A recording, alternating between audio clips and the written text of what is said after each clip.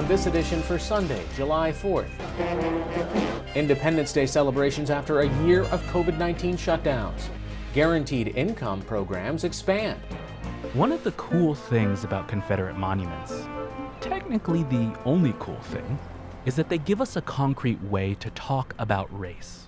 And C.J. Hunt on his documentary, The Neutral Ground. Next on PBS NewsHour Weekend. PBS NewsHour Weekend is made possible by Sue and Edgar Wachenheim III, Bernard and Denise Schwartz, the Cheryl and Philip Milstein family, the Sylvia A. and Simon B. Poita Programming Endowment to fight anti-Semitism, the Anderson Family Fund, the estate of Worthington Mayo Smith, the Leonard and Norma Clorfine Foundation, the Rosalind P. Walter Foundation, Koo and Patricia Ewan, committed to bridging cultural differences in our communities, Barbara Hope Zuckerberg. We try to live in the moment, to not miss what's right in front of us. At Mutual of America, we believe taking care of tomorrow can help you make the most of today. Mutual of America Financial Group, retirement services and investments. For 25 years, Consumer Cellular has been offering no-contract wireless plans designed to help people do more of what they like. Our U.S.-based customer service team can help find a plan that fits you. To learn more, visit consumercellular.tv. Additional support has been provided by and by the Corporation for Public Broadcasting, a private corporation funded by the American people, and by contributions to your PBS station from viewers like you. Thank you. Good evening and thank you for joining us. This Independence Day is being celebrated both as the founding of the nation and in many places as a moment of relief as the COVID-19 pandemic subsides. But the virus remains and vaccination rates have slowed, a challenge the Biden administration still faces. We will have more on all of that coming up, and we'll update one of our stories on how some cities are trying a new approach to ease income inequality. First, here's NewsHour Weekend's Christopher Booker with today's news. The United States is marking the 245th anniversary of the signing of the Declaration of Independence today, with some traditional celebrations returning to towns and cities across the country. The COVID-19 pandemic that shut down last year's July 4th events is slowing, but so is the rate of vaccinations.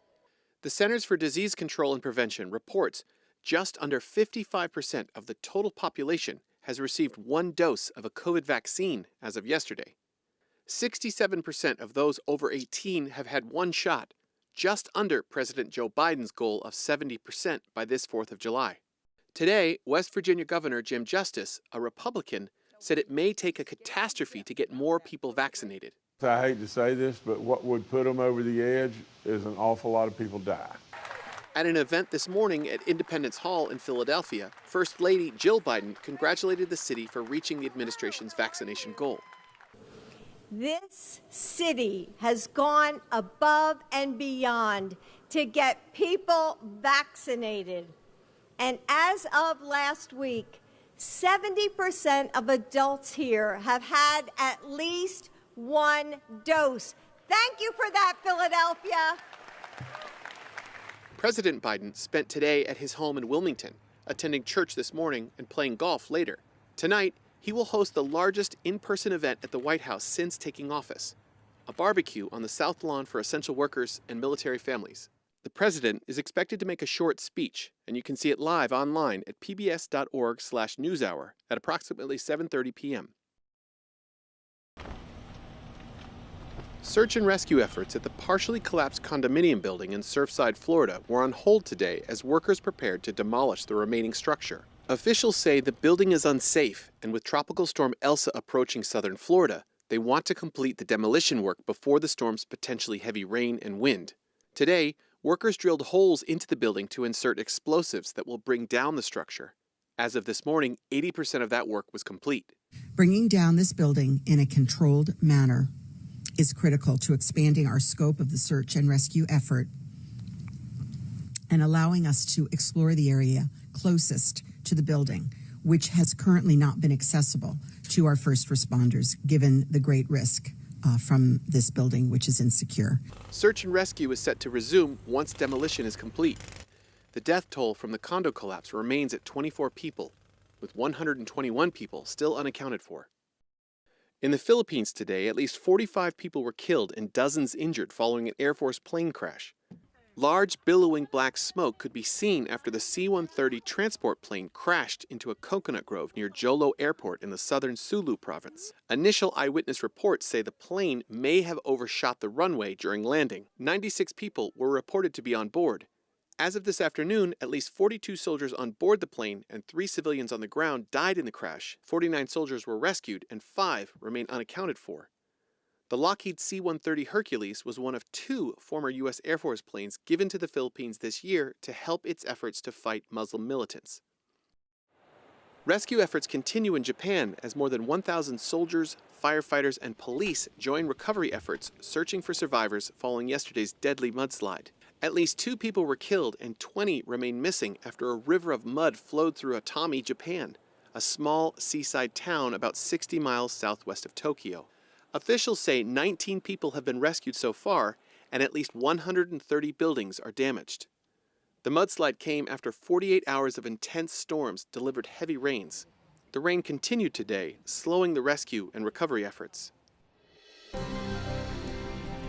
For the latest national and international news, visit pbs.org/newshour. In recent years, the concept of universal or guaranteed basic income has been gaining interest. Several cities have started to offer additional amounts of money on top of regular income to help address some basic needs for those who qualify. Currently, about 20 U.S. cities are piloting guaranteed income programs, all with different approaches from who qualifies to how much money is distributed monthly. Back in March, NewsHour Weekend Zachary Green traveled to Hudson, New York to learn more about its pilot program. Reporting on these new programs is part of our series Chasing the Dream, Poverty and Opportunity in America. Just 2 hours away from New York City, Hudson, New York, a small city of about 6,000 people, is a prime weekend getaway spot.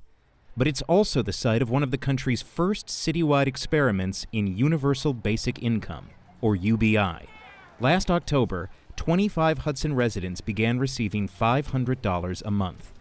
Joan Hunt is the director of Hudson Up, the city's guaranteed income pilot.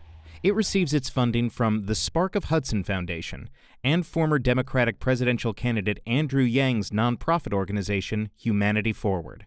The question is always, so why Hudson? And I think there was interest from both parties in sort of the size and scale of the community here in Hudson and the potential of a pilot like this, and definitely the need. Lyra Campbell is a retired educator who has lived in Hudson since 2002. She says that need became clear to her not long after moving here, when she was speaking with a friend. She said, yeah, I gotta move. Someone from the city came and bought the house. The new owners raised the rent and can't afford it. That was the first story of many. According to the real estate website Zillow, the average home value in Hudson went up by nearly 60% in the past 10 years. During that time, the median household income for Hudson residents stayed below $40,000 a year. And despite a relatively low unemployment rate, about 23% of Hudson's population lives in poverty. Since 1990, roughly 2,000 people have moved away. Hudson's mayor, Kamal Johnson, says that gentrification is driving the exodus from the city. We see a lot of transplants from New York City and from other big cities that are now coming here, and that's tough on the people that grew up here. You see a lot less of the people you went to school with because they're forced to move to the outskirts of the city. Even in the midst of the pandemic and the resulting financial crisis, Hudson home values rose by 10% since last year. Meanwhile, longtime residents are finding it difficult to stay in the city without government assistance. It's become really hard for families to find affordable spaces outside of subsidized housing. Claire Cousin grew up in Hudson and now sits on the city's housing authority. Most people that have children are only looking to get on wait lists for subsidized housing because that's the only thing that is sustainable and affordable for them. I've known people that have contacted me for help as an advocate because they've been on the wait list for 3 years. And their only alternative is to squeeze their families into smaller apartments for higher rents. That's where Joan Hunt says the Hudson Up pilot can fill in the gap. We see UBI as a real opportunity for folks to stay in their community, to be able to maybe take on a little bit of an extra burden when it comes to rent. The concept is simple. For the next 5 years, 25 Hudson residents will receive $500 a month, direct deposited either into an account at a local credit union or onto a prepaid debit card. The participants can then spend or save the money in any way they see fit. I can hear a lot of people being like, you're giving people $500 a month and they don't have to do anything for it. People are going to be spending their money on things that they don't need. What do you say to somebody who has those objections? There is a history of judgment when it comes to people in poverty, and this misconception that people with limited resources don't know how to make decisions that are best for them and their families, when in fact they're the experts in their own experience and they do know what's best for them and their families. Hudson Up put the word out about the program through local organizations and advocates, including Claire Cousin, who also heads up the board for the grassroots Hudson Catskill Housing Coalition. It seemed really far-fetched, so I spent most of my time explaining it to other folks, trying to get them to not be so skeptical, just to apply. Hudson Up also won the support of Mayor Kamal Johnson, who held a virtual town hall with Andrew Yang last September to explain the concept of universal basic income. If this trial demonstrates that people live better as a result of something as straightforward as getting $500 a month for 5 years, there is no reason that we as a country cannot make this happen for everyone. Eventually, 488 eligible Hudson residents entered the lottery for Hudson Up. One of them was Lyra Campbell.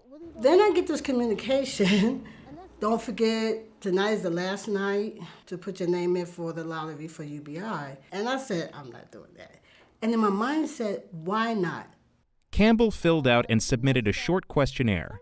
5 days later, she received a call telling her that she had been chosen as one of the first 25 Hudson Up participants. When it happened, I was totally thrown on the moon. I think I screamed, and then I went and said to my husband, guess what? Because I felt like I was going to bust. Campbell says that even though she and her husband can afford the home they rent in Hudson, the extra $500 a month made a big impact in their lives during a trying time. My husband had been diagnosed with cancer. So when someone you love and care about is diagnosed, a family member, you want to do everything you can so they could be healthy and safe and get through it. And then the second thing you think about is, how am I going to pay for this? Because you know automatically it's radiation, it's chemo, it might be surgery.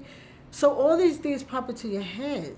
So when I found out that I won, I was like, God, you are so amazing. God, you are so awesome. Like, this is the perfect time. Campbell says that receiving a guaranteed income has also improved her peace of mind and her outlook on the future. I can go to bed at night and stop thinking, how? How am I going to pay for this? How am I going to get this? How am I going to do this? So it took away the how and it took away the worries. It just allows me to do a little bit more and to save a lot more. Is there anything in particular that you're saving for? I want to buy a house. That's my goal. Yeah, that's what I want to do. Hudson Up director Joan Hunt says she's seen similar effects on other program participants. We've had participants use some of their UBI funds to repair their car, for example. Some folks are saving the funds. Some folks were able to give their kids a very nice Christmas for the first time in a long time. I've been working in the nonprofit space since 2006, and I have never seen a program like Guaranteed Income that provides families with what their most basic need is, which is additional cash. In an update since we first aired our segment, the team at Hudson Up is planning to expand Guaranteed Basic Income to an additional 25 participants this fall. Last month, Newark, New Jersey became the largest city to embrace Guaranteed Income, launching a 2-year pilot program for 400 low-income residents.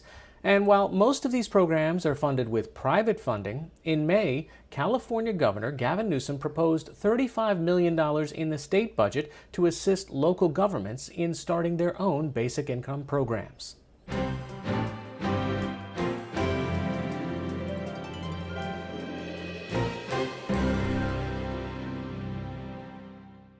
Confederate statues and monuments continue to come down across the country, but thousands remain. Tomorrow, a new POV documentary, The Neutral Ground, will premiere on PBS stations. It follows the removal of 4 Confederate statues in New Orleans and explores why some of these symbols hold so much power in America. The film is also a debut for first-time director, comedian, and filmmaker C.J. Hunt, who joined me to talk about the film, as part of our ongoing series exploring hate, anti-Semitism, racism, and extremism. The Neutral Ground, what's it mean? Number one, we wanted to pick a title that was not very helpful on Google. And number two, the grassy median between 2 streets is called the Neutral Ground. So in New Orleans, that's where folks are standing at Mardi Gras. It's where you go to barbecue. This is meant and known in New Orleans as a community space. It also happens to be where the Confederacy built most of its monuments to slave owners and traders. So for us, that is the film. What does it mean to have the common space for everyone also occupied to groups called the White League? So what's in a name? What's in a monument? Even if a street name gets changed, even if a monument is taken down by a city, how do we change attitudes of the citizens that live there? I think it's not about attitudes.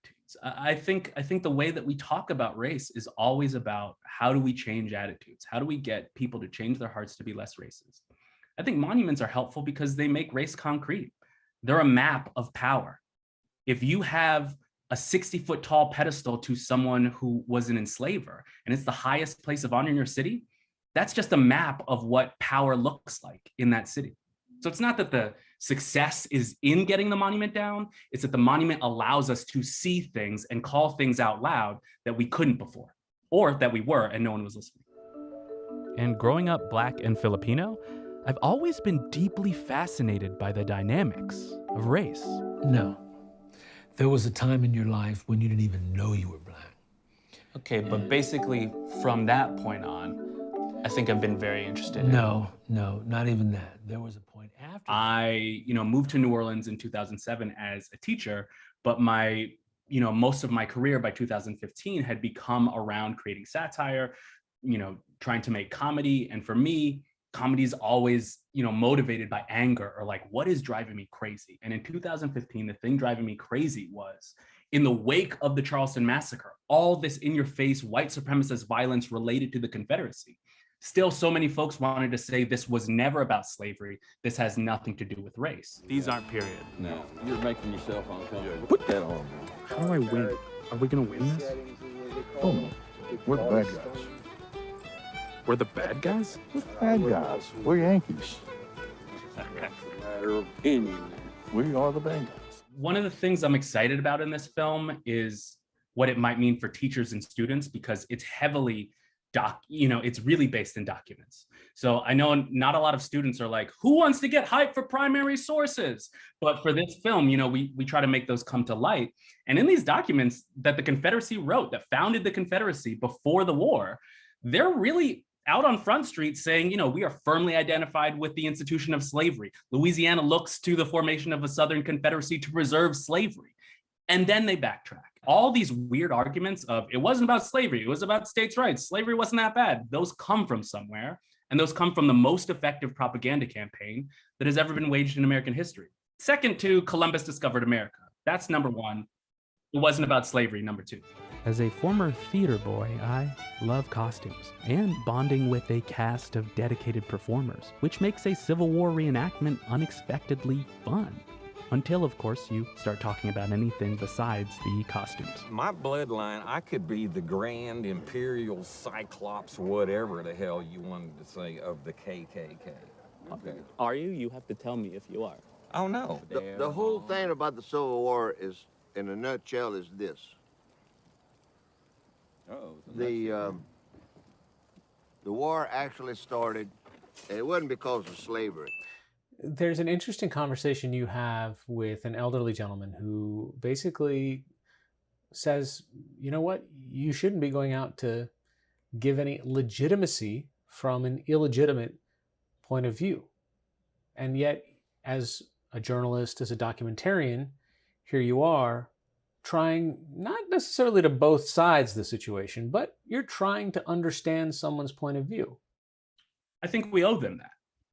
And I think we owe ourselves that. You know, it is different than, I think in 2016, you know, because as a journalist, in 2016, journalists were wrapped up in, I think maybe we didn't talk enough to the other side, and maybe we need to go into living rooms, and maybe we need to eat a meal, and we'll finally understand how we're unified. To me, that's not the model. To me, it is, when we talk about hate, we need to be very clear about how prevalent that is. It is rooted in how people view their history. So to me, I don't think the film is going to convince anyone who doesn't think that racism is real. I don't think they're going to come out and be like, I guess racism is real. I guess it was about slavery. But I was hoping for clarity, and that the only way to get that clarity is to actually go and talk to those people and let their own arguments come to the surface. And you judge them by their arguments, not by me finger wagging. In this process, how did doing this work affect you? I mean, we kind of see your arc shift a little bit from when you approach this about the monuments in New Orleans to the Charlottesville rally. Trying to tell this story was clarifying about my own thoughts about white supremacy. You know, half of the time when I'm talking about white supremacy, I think that I'm doing it to try to convince white supremacists to not be bigots. You know, I think that's a thing that a lot of historical documentarians come up with. When we're digging up all these receipts, it's like, who are those receipts for? Who needs to see documentary evidence to believe that this actually was about slavery? So for me, the biggest change was realizing we're not talking to the other side. We're not, when we make these arguments about the truth of the past, we're not trying to convince white supremacists in the League of the South to change their mind. We're not even convincing white supremacists in Congress to change their mind. I think we're talking to folks in the middle, and I think we're talking to students. And I think that is the nature of truth telling. This idea that you're going to somehow strike up a friendship with a white supremacist and all of a sudden it's going to be Green Book. I think that's what American audiences, and quite frankly, white audiences, often want out of stories. They want reconciliation. But I think the work is actually reckoning. How do we tell the truth about the past? Director C.J. Hunt, thanks so much for joining us. Thank you, Hari. The documentary is called The Neutral Ground, and it will air on PBS stations July 5th. Check your local listings.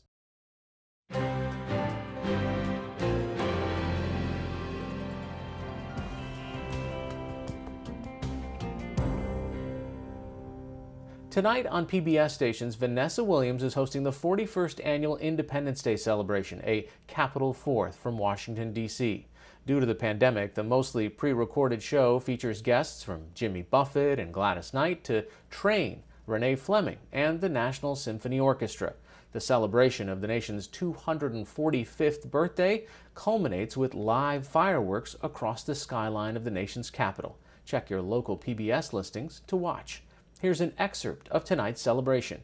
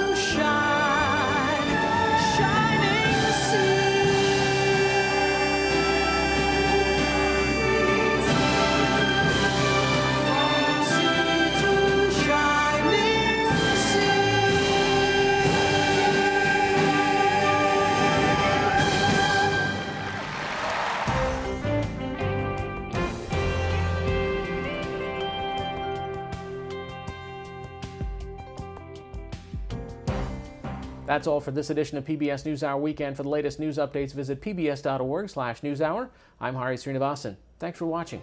Stay healthy and have a good night.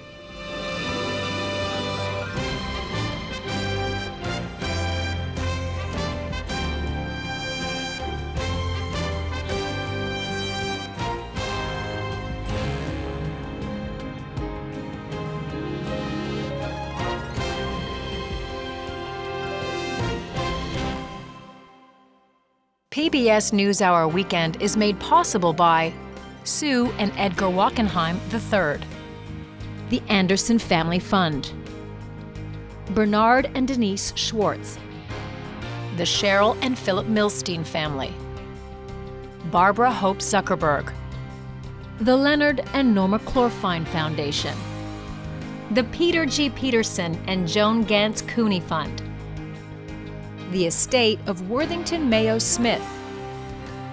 We try to live in the moment to not miss what's right in front of us. At Mutual of America, we believe taking care of tomorrow can help you make the most of today. Mutual of America Financial Group, retirement services and investments. Additional support has been provided by Consumer Cellular and by the Corporation for Public Broadcasting, a private corporation funded by the American people, and by contributions to your PBS station from viewers like you. Thank you.